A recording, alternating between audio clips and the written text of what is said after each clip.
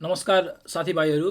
आज नेपालभरि सबैको ध्यान एउटै कुरामा केन्द्रित छ। नेपालभरि भन्दै गर्दा पनि नेपाल बाहिर पनि सबैजनाको ध्यान एउटै कुरामा केन्द्रित छ, मतगणना। देशको भविष्य यसपछि कुन दिशामा जान्छ भन्ने कुरा यो मतगणनाले एकदमै महत्त्व राख्छ। आज नेपालभरि निकै महत्त्वपूर्ण माहौल बनेको छ, किनकि अहिले देशभरि मतगणना तीव्र रूपमा भइरहेको छ। विभिन्न जिल्लाबाट प्रारम्भिक नतिजाहरू आउन थालिसकेका छन् र प्रतिस्पर्धा निकै रोचक बन्दै गएको छ। कतै उम्मेदवारहरूबीच कडा प्रतिस्पर्धा भइरहेको छ भने कतै स्पष्ट अग्रता देखिन थालिसकेको छ र देखिन्छ पनि।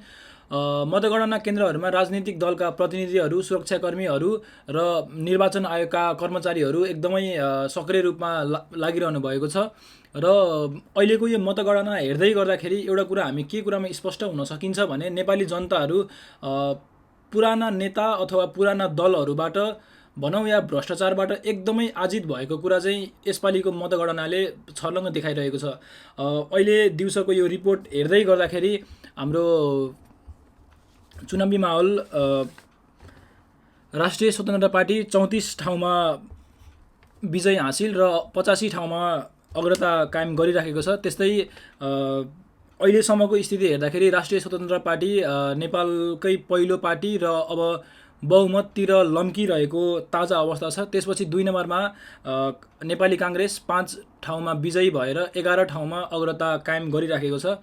3 नम्बरमा नेकपा एमाले जो 2 सिट विजय प्राप्त गरिसकेको छ भने 8 ठाउँमा अग्रता लिएर अगाडि बढिरहेको छ। त्यस्तै नेपाली कम्युनिस्ट पार्टी पुष्पकमल दाहाल प्रचण्ड संयोजक रहनुभएको नेपाली कम्युनिस्ट पार्टी 2 ठाउँमा विजय हासिल गर्दै 7 ठाउँमा अग्रता लिइसकेको छ। त्यस्तै स्वतन्त्रतर्फ हेर्दै गर्दाखेरि महावीर पुनले म्याग्दीबाट विजय प्राप्त गरिसक्नु भएको छ।